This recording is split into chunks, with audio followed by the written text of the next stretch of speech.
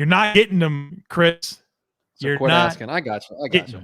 I'm not going to. So quit asking. I got it. That's Deshaun Watson when he's asked about waiving his no trade clause to the New York Jets. Well, hold on now. There's the Miami Herald had a report that Deshaun would reportedly not be too selective with his no trade clause. He'd love to go anywhere other than Houston, so he'd accept a trade just about anywhere. Okay, see, there you go. Things are looking up. No, so I have a show related question here for tonight. Okay. I put in the title, and I said this to Joe already. And the lovely listeners, welcome into the pre-show. You'll hear a bit of a production meeting here before the show. This is what it sounds like when we figure out what we're talking about. Strategize.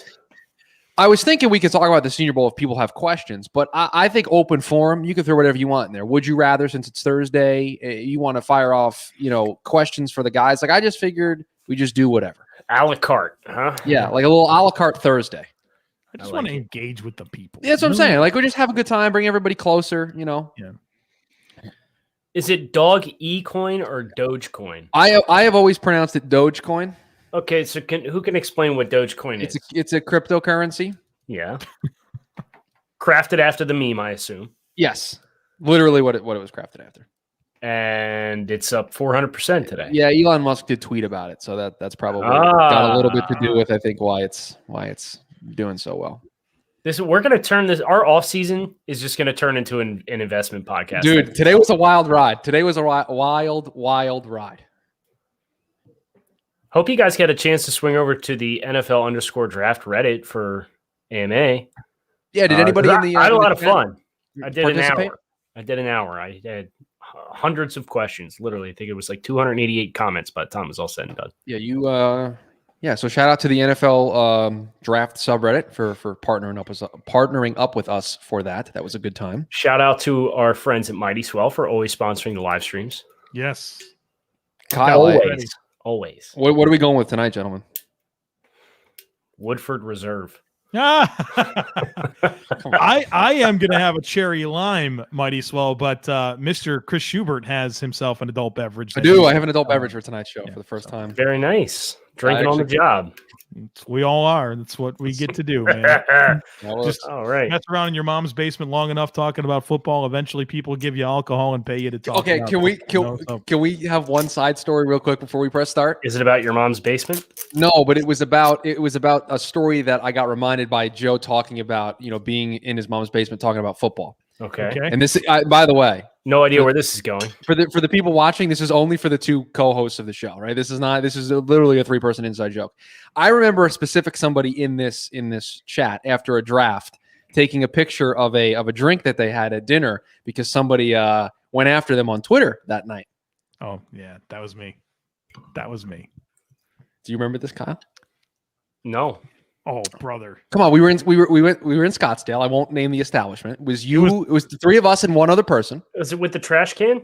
No, that's different story. Oh, okay. This is when somebody called out Joe for like a terrible draft review or something, even though it couldn't. Oh, I do remember this. And he tweeted that, listen, all my from my bad takes, I'm buying these beverages. My bad takes paid for this drink, so cheers. Yeah, I think the tweet was when Joe said the mom's basement thing. That was what it reminded me. Yeah, I think the tweet said it was a picture of the old fashioned, and I said, "Here's me pounding old fashions with the money I make from my exactly what it was. Draft takes." You monster. Let's go.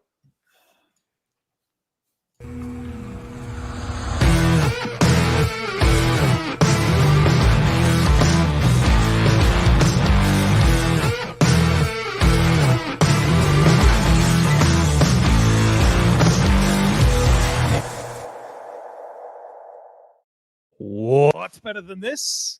Guys being dudes here on the Draft Dudes podcast presented by Locked On. It's Joe Marino, Kyle Krabs, and Chris Schubert from the Draft Network, and we are your hosts here on this live episode of the show. Kyle, you said Woodford Reserve. I have an underrated bourbon that I need to bring you. I think you've had this before. Maybe we've talked about it. I don't remember. Four Roses. Four Roses is really good. Yeah, I'm quite well versed in Four Roses. Yeah, that's my new jam when it comes to the bourbons. Yeah. Good, Sebastian, good the first eye, person Sebastian. to figure it out. Very good. The brand new. Again, this is a visual bit, so for those of you listening on the audio version, I apologize. But Joe has a new plant for his backdrop. Very nice, Joe. Piecing it together. That's fake, right? Yeah. So that way you don't have to worry about watering it or it's Right. self-sustaining and all that. Right. Yeah. So, we're going to get some pictures up in here. We got a few more pieces of furniture to assemble, but we're getting there. So, Halil's Real Football Talk says, how are we doing this, guys? Would you rather Senior Bowl takes? Yes and yes. You just file them in here and I'll pick them. We're going to talk about whatever you want to talk about. Whatever you guys want to talk about here on this Thursday, because there's so much stuff to discuss. And I saw one question that I think is a great place for us to start from Braden.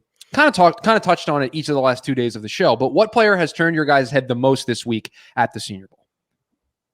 Dwayne Eskridge, Quinn Miners. Yeah, I want to bring up a different name. I feel like those two guys were, just because certain guys just met the expectation you had, right? So, all right, nothing's new here. But to be introduced to those players in how well they fared for themselves, I think they just are the obvious answers, but they're the right answers. I thought Baron Browning had a great week of practice. I don't know what the ceiling is there, just because, there are some good top of the draft or position rankings linebackers. There's some good ones in this class. But for as athletic as he is and as versatile as he can be, I could see a team falling in love with Baron Browning at a much higher rate than what I personally would be like, yeah, let's go get Baron Browning. Willie Gay got picked 62. Right. I'm thinking Baron like 30 picks higher than that. Yeah. Because he could rush the passer too. It's a good stage for him, right? With the athleticism that he has. So yeah, you don't have to think as much. Just go and be an athlete, and he's terrific in that regard. Halil's Real Football Talk with a call. Quincy Rochet had a good week from everything that I've saw. I've always been a fan, right? Yeah. I really liked his tape at Temple, and I think watching Miami live this year, I didn't appreciate using that ad, but when I went back and watched the tape, right, to write up his eval, I was reminded of, look, I know everything's not perfect. He's a little lean, but when you talk about just very developed pass rush skill set in terms of variety, timing, just knows how to attack offensive tackles. And I really just appreciate that about him. So you wish he was a little bigger, a little longer, but man, his pass rush acumen is really, really good. This one from fellow coworker, Jamie Eisner. Would you rather draft the Senior Bowl quarterback or trade for Darnold Garoppolo? Wow, give me Sam Darnold.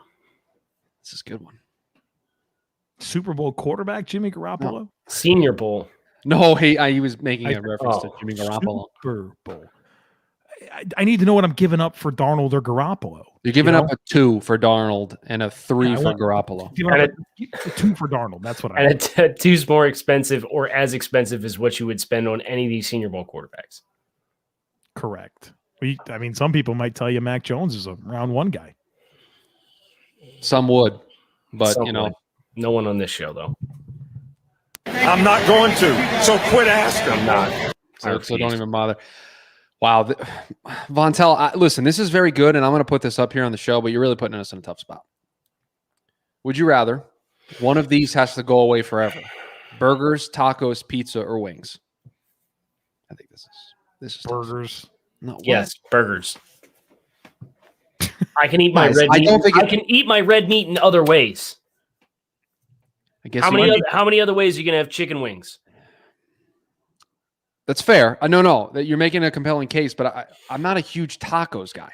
Oh, get the hell out. I prefer I prefer burritos, quesadillas, enchiladas to tacos.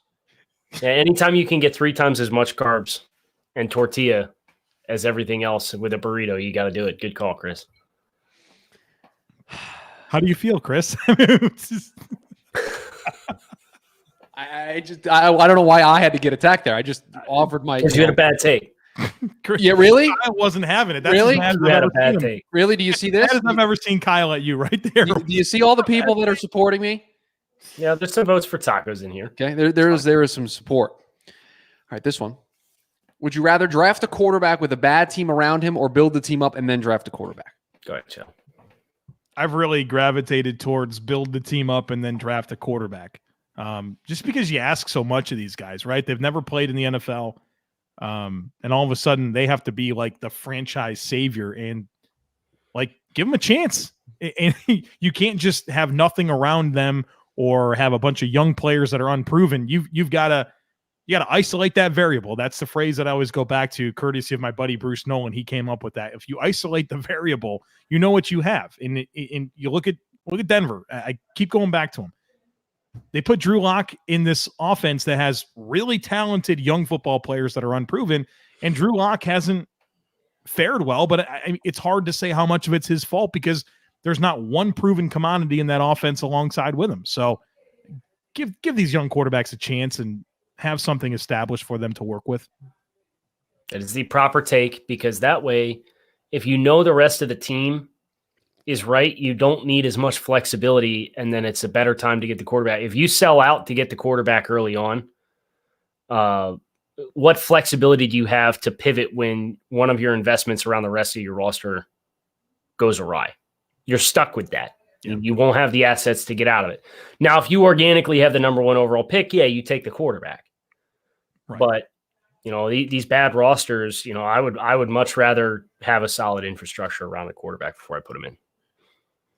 This one from Andrew. Would you rather land Michael Carter in round 2 or get Trey Sermon late round 3 or round 4? Sermon. I think they're really different players, right? Like they are different players. Sermon's an early down. He has some pass catching ability. He's not as dynamic as what Michael Carter is, but I mean, he feasted an inside zone and split zone in the last 3 games of the season, but some of that was because Ohio State just absolutely demolished people up front. So, did you have a good comp for Trey Sermon that you like? No, not off the top of my head. Okay. All right. Sorry. I know you have a good comp for Michael Carter. Right. But I mean, probably if you asked me any other player that I've written up to recall my comp right now, I couldn't do it. So, well, let me double check. Maybe I do. Maybe I'm an idiot, which is a very real possibility. No.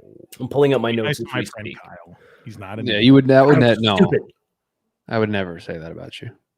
Well, while you're doing that, do you want me to put up another take while we? Yeah, why don't you do that so that people don't wait for my computer to load all 550 pages of scouting reports notes that this staff has created over the last 5 weeks. So I'm going to make an executive decision on this one and say we are going to operate in a scenario where both of these are possible, right? Take Deshaun Watson's no trade clause, put it to the side for this scenario. If you are the Colts, do you trade a first and a second for Matt Stafford or trade 3 firsts and DeForest Buckner for Deshaun Watson? Want the better, younger quarterback. So the difference is I give up an additional 1 and DeForest Buckner. You give away 2 additional ones and DeForest Buckner. Oh, yeah. I want the younger, better player. All right. I don't have one written down, so that was a waste of time. Solid. Few of the Colts trade a round 1 and round 2 for Stafford, or trade 3 round 1s and DeForest Buckner. Oh, my. I think you can win with Matt Stafford. And because What's it's that window like, though? What's the window? He's 31. He's like 6 years older than Deshaun. It's a long time. Yeah, and by the time Deshaun hits 31, you'll have made like 1 first-round pick in this proposition. 3. So and you're the Colts. You're going to be picking late in the first round, right? Yeah, but no, I think the Colts could win with Matt Stafford. I'm doing the Stafford trade and leaving myself more flexibility because I have a roster that's ready to go.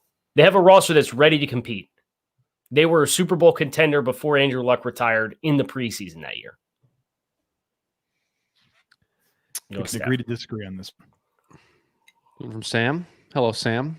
Take Elijah Vera Tucker is the 3rd best offensive lineman in the upcoming draft. So we get to play another lovely edition of the Draft Dudes Do Math.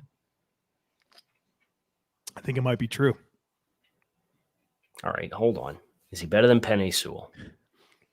I don't think so. That's one. We don't think so. Is he better than Rashawn Slater? That's for you to answer. No, he's not. That's 2. So now we have to decide. Is he better than Christian Darrisaw? Probably not. So he's 4. Myth busted. He's 4. Problem solved. That went easier than I thought it was going to. We got to the math on that. We can count to 3, Chris. It's when we have to add and subtract and count above 5. That's when really the struggles come. I mean, just Dolphins Crazy said can draft dudes. Do you want to pass? Don't ask. Yeah, no, you don't.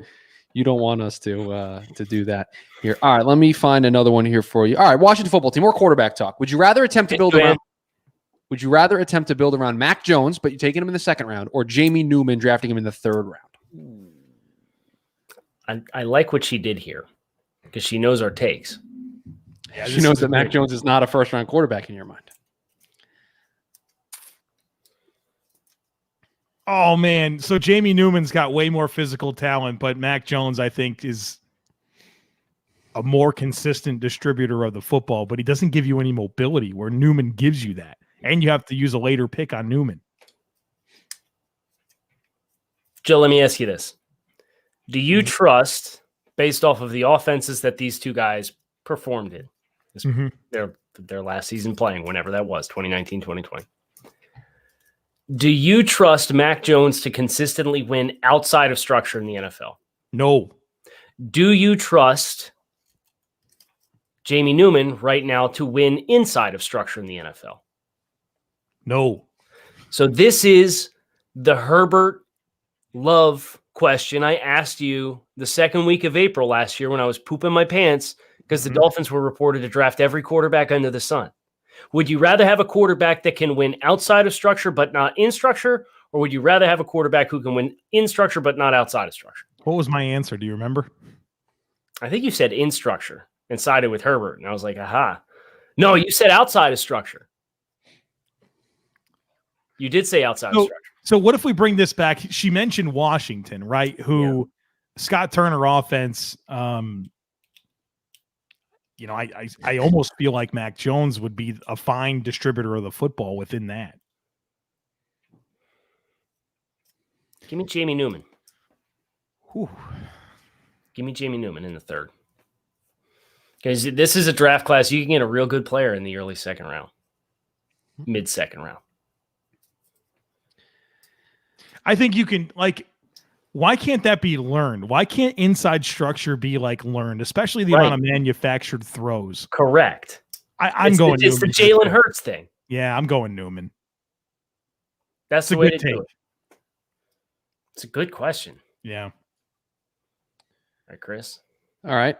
I'm going to throw this up here. This one's from Braden. It is breaking news. I do want to get your guys' thoughts on this because I've actually checked on this before I put it up here. Yeah, Tom Pellisario just tweeted about it. The Lions are expected to hire Mark Brunell as their quarterbacks coach, joining Dan Campbell's staff. Dan Campbell is assembling a staff that could whoop anybody's ass. They could walk out there, throw the pads on, and play a quarter. What are you going to ask, Joe? Does Mark Brunell have any coaching experience?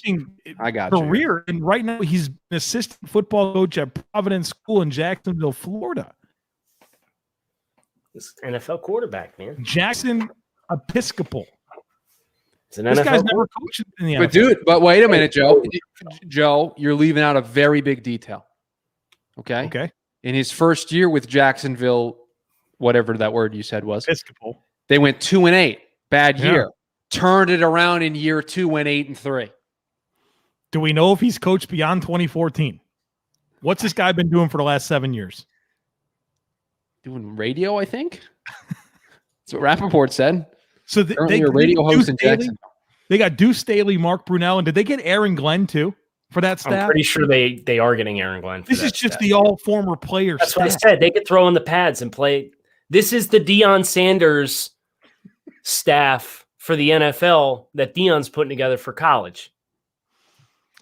Man, he better find somebody that's been a damn head coach before and get him on this staff. All right, let's play this game. Dan Campbell will be more successful than Urban Meyer and Arthur Smith in 5 years. Can I piggyback off of this? Please. I want to know who the most successful and least successful head coach from this hiring cycle is going to be. Wow. You can define least successful however you want, whether that's least amount of wins, first to be fired, whatever that looks like. Chris, can you pull up all 7 names for us so that we can? Sure. That's as a producer, I probably should have already had that Well, up and ready to go. I know you're sitting here playing diddle sticks with the comment section. So I have all of them here for you, I believe. This is not a list that I currently like because it's not sortable very well. Braden says people are too hard on the Urban hire, and I low-key think Urban Meyer is a middle-of-the-pack hire in this coaching cycle. All right, here we go. Here's the list. Arthur Smith, Dan Campbell, David Cole. Slow down. I got to process these. You got to know the teams that they're going to. Arthur. Oh, you can go fast. Smith. Atlanta Falcons. Yes. Okay. Detroit Lions, Dan Campbell. Okay. Houston Texans, David Culley. Okay. Jacksonville Jaguars, Urban Meyer. Okay. Los Angeles Chargers, Brandon Staley. Okay. New York Jets, Robert Saleh. Philadelphia Eagles, Nick Sirianni. I feel okay about my most successful. I feel really good about my least successful. Okay, I have my answers. Are you locked in yet, Kyle? Or can we define what least successful is? I'm going with the first one to get fired. First to be fired? Yeah, first to be fired is fine. Okay. So least successful is? I think it's David Culley. I disagree. I also disagree. Because whatever's happening in Houston is not attached to reality.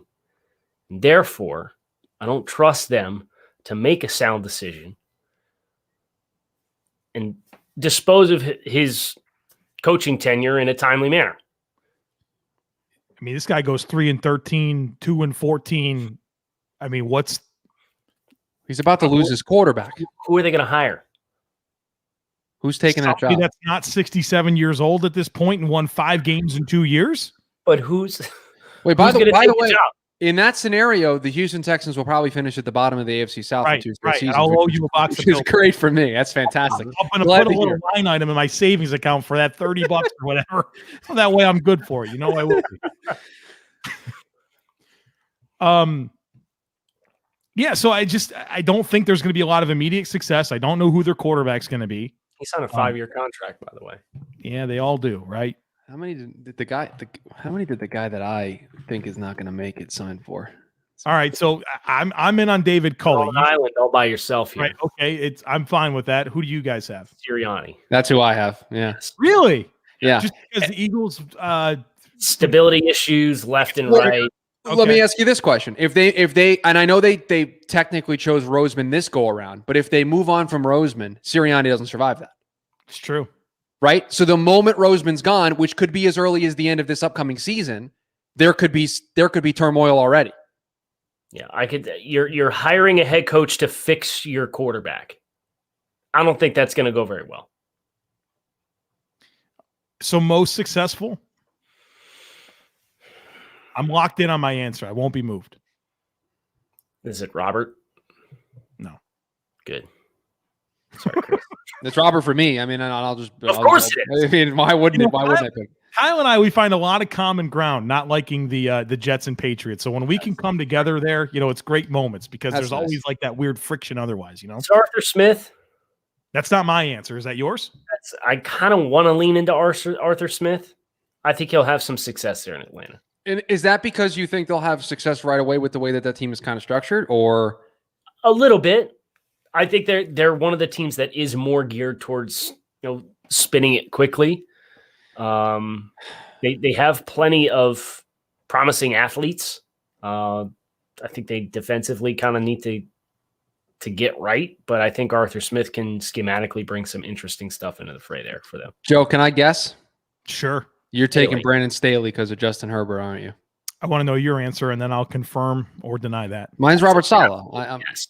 Just because he's the Jets coach, or yeah, I mean, and I think coming into this, he was one of the top sought after candidates, and I think he's going to be that great CEO type. Everything I've heard from him, I like so far. He's going to have room to operate, right? I mean, this is going to be really the first draft class that Joe Douglas is going to get to make his mark at the quarterback position. He's going to get a little bit of a runway, and I think they're going to turn it around. So yeah, I'm going Saleh.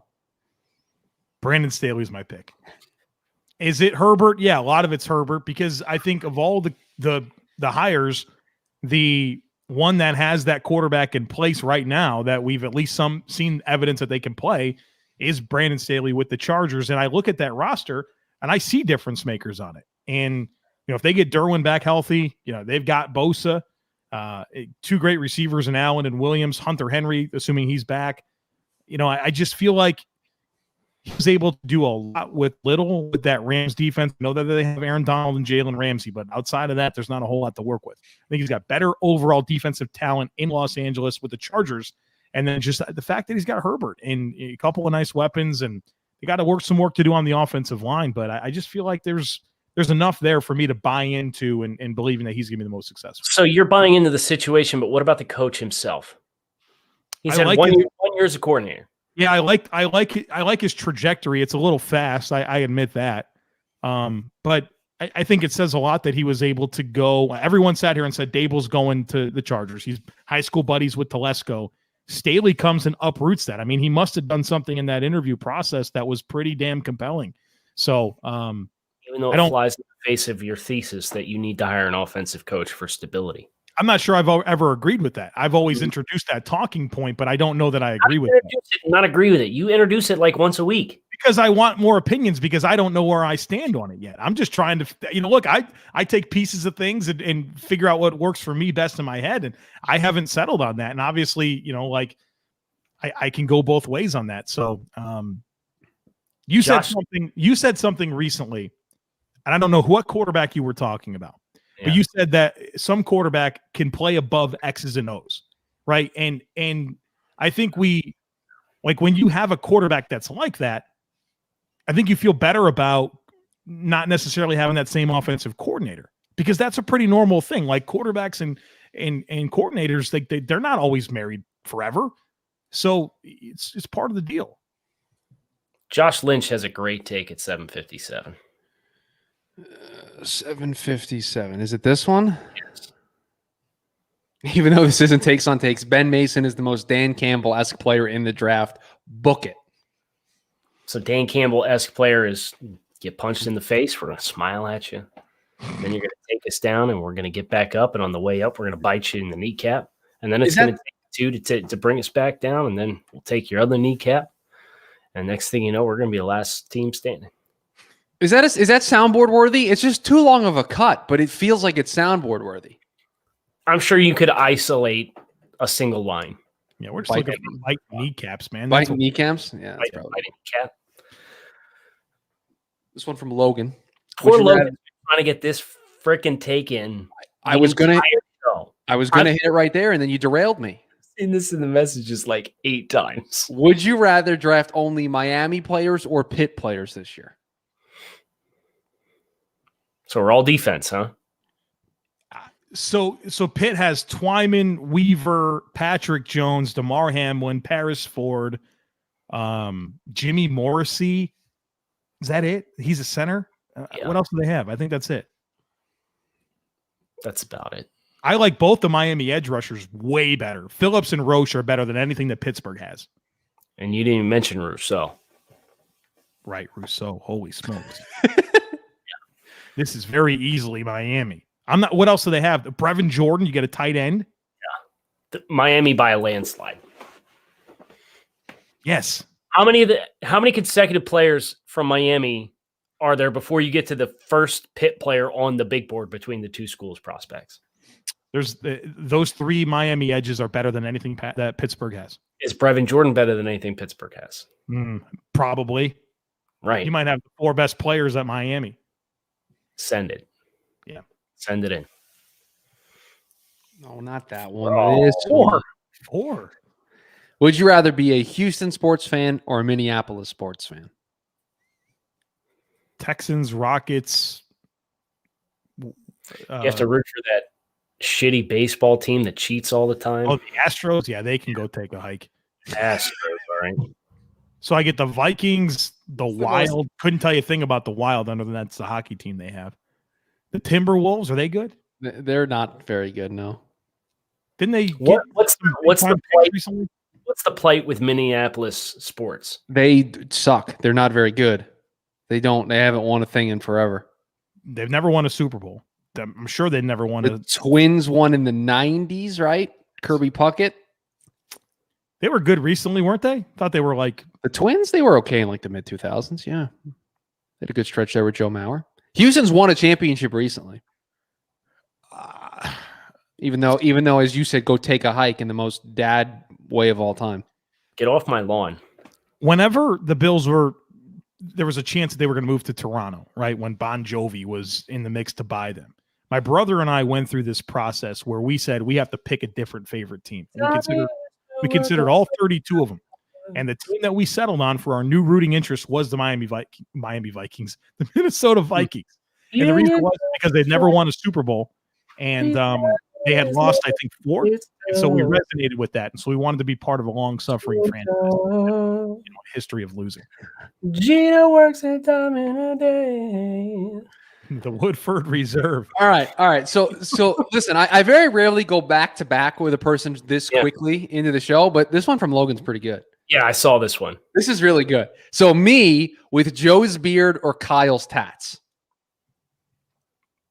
That's a choice for you, sir. Which would you rather have, Chris? I don't tattoos. Son. Yeah, tattoos are not my thing. Give me the beard. I've been trying to go grow a beard for years. Needles, or are you afraid of commitment, or what is it? Yeah, little column A, little column B. Oh, cool.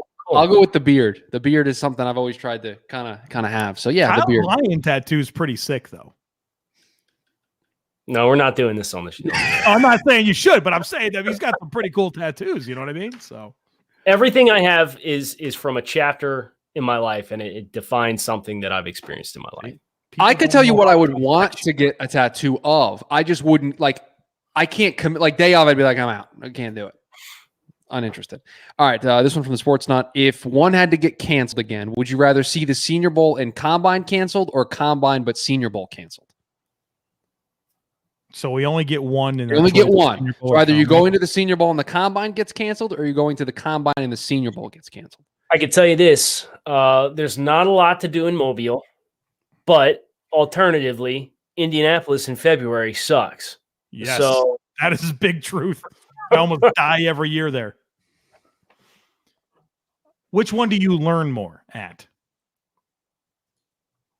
I mean, all you do if you're credentialed to the Combine is you do podium session interviews, and then you go sit in this big hall with these tables set up and watch it on TV, just like you would freaking do if you were at home. Yeah, but the information that you get is good. Yeah, but wouldn't you be able to get that anyway? Well, not if the event didn't exist, right? The athletic testing and measurement. Sam has the right idea. Keep the Senior Bowl. They wear pads. Andrew also has the right idea.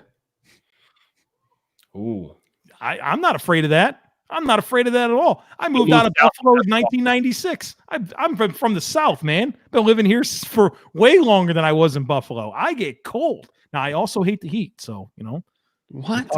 Is there a climate that you do enjoy? No. If the temperature range, I 55 to 75, that's my strike zone. I don't want it any hotter. I don't want it any colder. Joe, your house is routinely, for lack of better phrasing, cold as shit. Anytime I'm in your house. What's the thermostat set out at the Marino household? Right. Listen, things are different now that we got a child in the house. What's the answer? What's the thermostat set at? 68. Okay. 68. 68. And that's with the kid. Yeah, the kid. Yeah, she's good. With the kid. Yeah. Oh, what was it before the kid came around? 64. 64. What? Yeah. Your house is hot as shit. Yeah, it's 70 degrees. We leave it on 70. Chris, what's your thermostat? Mine's off right now. It's super nice here. It tells me what temperature it is inside, but I don't have anything. I don't have it set in here.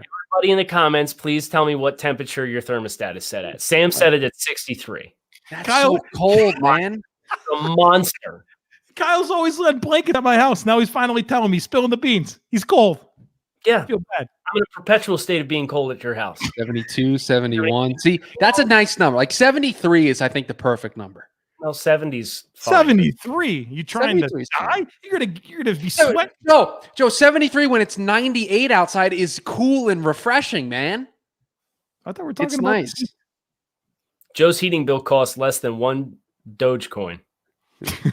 Just proud of you that you got Dogecoin right. Well, this is a bit of an inside joke, but I'm gonna put it up anyway from Jamie. Joe, would you rather move back to Buffalo to deal with the weather or fix the Saints cap situation? Yeah, can we get a status update on this project? Yeah. How you doing? You know, I'm going to have a little bit more time in the coming days to really look into this. My assistant GM is hard at work. I have not been able to really step in yet. So what's the chain of command here? Is the assistant GM doing all the work and you're approving the moves kind of in that fashion? You know, great leaders are great delegators, you know? True.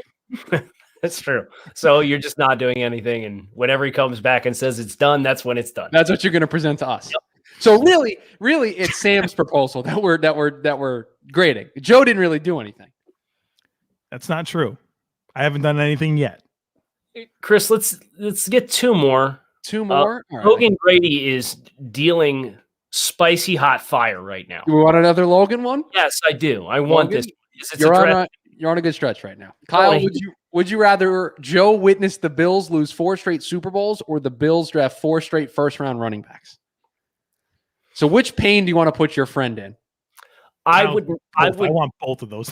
I would not want Joe to experience the pain of 4 consecutive Super Bowl losses. I would not want him to experience any wins in that stretch, but I would not want him to lose 4 consecutive Super Bowls, and therefore I would like to see 4 consecutive first-round running backs. But, I mean, that is 4 consecutive AFC championship wins. You know, that's pretty good. It's only been done one other time by the Buffalo Bills. I would never root against my friend, so I don't want you to have 4 straight Super Bowls. Would never want that. Imagine being a fan of a long-suffering team and wanting your friends to see success before you do. I think most people disagree with you. I think you're probably. I'm sorry. What are you taking a shot at me here? Yeah. He is. You said you would like Joe to experience success as a sports fan. So you haven't experienced success as a sports fan. Why would you want it for him? Wait a minute. Okay, we're gonna get to the last would you rather question here in a minute. I don't understand what your statement is. If the Jets were in the playoffs, I'm absolutely not rooting for my friend. But my team sucks. My team's not going anywhere. My team's not going to sniff the playoffs for another 3 years. Why can't my friend have success? Why can't my friend have something nice? I can't root for my friends? No, not until you have it as a sports fan. This is one of the weirdest arguments we've ever had. He's your friend, man. Joe's your friend. Why can't you root for him? It's not coming at like if it was Jets Bills in the AFC Championship game, and I was like, yeah, I'm rooting for my friend for the Bills. Yeah, call me a moron. But I don't know if you're qualified to talk on this one, Chris, because you played in 2 consecutive AFC Championship games like a decade ago and lost both of them. You did, and I would have been glad to see you lose them both. Some friend you are. I haven't even won a playoff game since 2000. Why should I get to see you go to a Super Bowl? You're not getting to, it's just happening. You can just be happy for your friend. You don't have to actively try to bring them down. Oh, I do. Because if I can't have it, you shouldn't be able to have it as a My sport. goodness. If I was like a fan of the Lions, would you feel differently? Or is it enhanced because it's the Bills? Yeah, division rivals. Of course, it's like amplified to 1,000. And here I am hoping that Kyle gets Deshaun Watson so he can be happy. And well, you're rooted in reality. You're bracing yourself for the inevitable. So I've been very complimentary of the Dolphins. I want them to do well for you. Kyle, would you rather see Joe Ben or Trevor's team win a Super Bowl first? I've seen Trevor's team win a Super Bowl. I've seen Ben's team win a Super Bowl in the time since my team's last won a playoff game. And I just watched Joe go to the AFC Championship game. Maybe that requires some self-reflection. My team goes 10-6, doesn't make the playoffs. Why am I going to be happy for Joe? I went 10-6 and didn't even make the playoffs. Hate to see it. All right, this one from Trevor to close us out here. By the start of next season, which team will have the worst quarterback situation in the NFL, and why is it the Chicago Bears? Hey, log off. I saw her in the comments. I know she's in here. It could be. Well, okay, wait. By the end of next season, it's going to be Detroit when they don't take a quarterback this year. Oh, is it not New Orleans? They're starting a tight end at quarterback. So what's New England's opportunity to get the quarterback situation right? New England's? Yeah, they're picking in the middle of the first round. They're in no man's land. They got cap space. They can sign somebody. I mean this respectfully, but why would a quarterback want to go there? There's no good weapons. They've got cap space. Oh, it'd be such a low destination if like I was a free agent quarterback that had like a reasonable chance to be a starter If I was Andy Dalton, What if they get Trey Lance? you think he gets there? He might. You never know.